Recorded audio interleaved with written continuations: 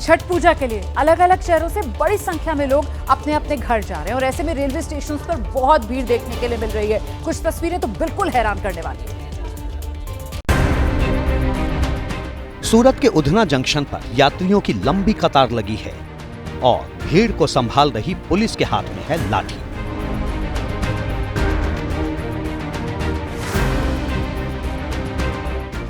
Udhna junction पर भीड़ को संभालने के लिए भारी संख्या में पुलिस बल की तैनाती की गई है। यात्रियों के बैठने के लिए इंतजाम किए गए हैं, लेकिन तमाम इंतजाम नाकाफी साबित हो रहे हैं।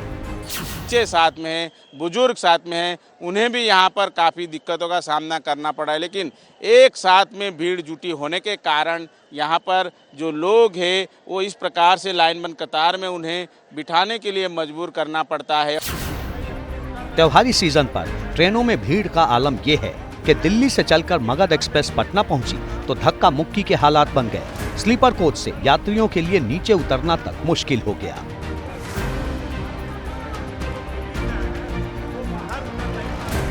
हाँ, बहुत परेशान। जैसे सीट उठ नहीं मिल रहा है, कुछ तब एक दूसरे का सीट पर बैठ रहे हैं आदमी। कुछ भी कम नहीं हुई है। भीड़ अंदर बहुत है। अंदर बहुत है। वैसा ही जनरल जैसा भरा हुआ है, जैसे पहले था वैसा ही है। कुछ नहीं है जो व्यवस्था। छठ पूजा से पहले ज्यादातर रेलवे स्टेशन और ट्रेनों का यही हाल है। दिल्ली के आनंद विहार स्टेशन पर यात्रियों की भीड़ को संभालने के लिए विशेष व्यवस्था की गई है। यात्रियों के बैठने के लिए अतिरिक्त टेंट लगाए गए हैं। साथ ही भगदड़ जैसी स्थिति से निपटने के लिए भारी संख्या में पुलिस बल की तैनाती की गई है। छठ पर बनने वाले घाट को लेकर दिल्ली में सियासी घमासान तेज हो गया है। बीजेपी और आम आदमी पार्टी दोनों एक दूसरे पर हमलावर हैं।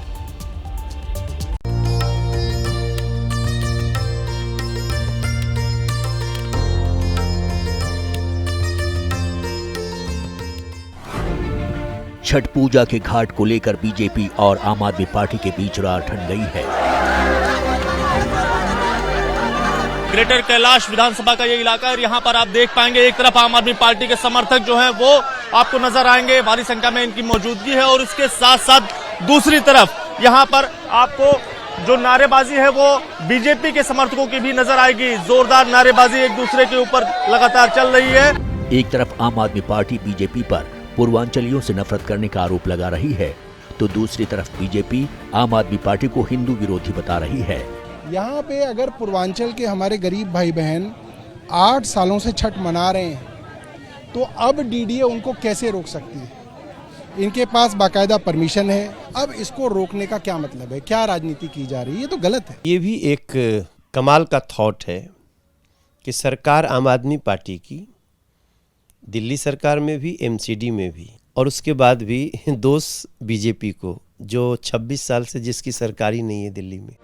ये पूरी लड़ाई छठ पर घाट बनाने की है क्योंकि दिल्ली में एक बड़ी आबादी पूर्वांचल के लोगों की है और अगले साल विधानसभा चुनाव है। ऐसे में कोई भी पार्टी उन्हें नाराज नहीं करना चाहती। ये जो सतपुड़ा ग्राउंड आप यहाँ पर देखेंगे, इस ग्राउंड पर पिछले कुछ सालों से 2 घाट बनते हैं छठ पूजा के लिए।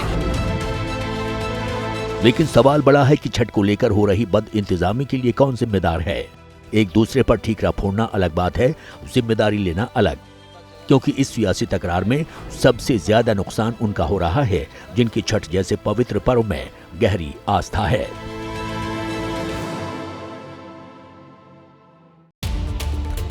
ट्रेन यात्रा के दौरान आजाद समाज पार्टी के मुखिया चंद्रशेखर जिस कोच में सफर कर रहे थे उस पर पत्थरबाजी का मामला सामने आया है और गौर करने वाली बात यह है कि इस पत्थरबाजी की वजह से ट्रेन के कोच का जो शीशा है वो भी टूट गया।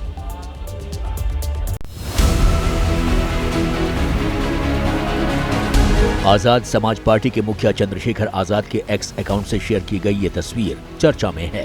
दावा है कि सुबह के वक्त जब वो वंदे भारत ट्रेन से कानपुर जा रहे थे, बुलंदशहर के कमलापुर स्टेशन के पास उनके कोच पर पत्थर फेंका गया जिससे कोच का शीशा चकनाचूर हो गया।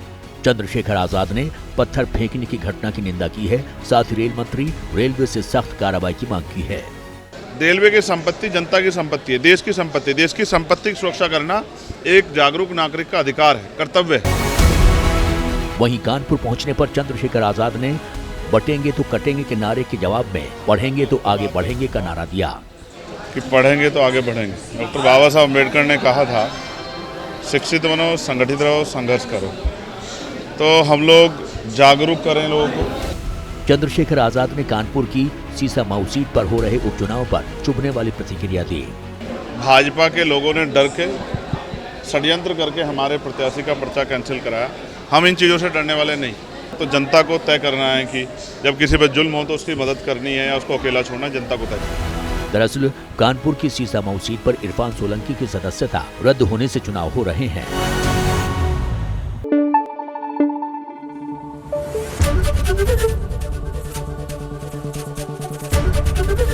एबीपी न्यूज आपको रखे आगे।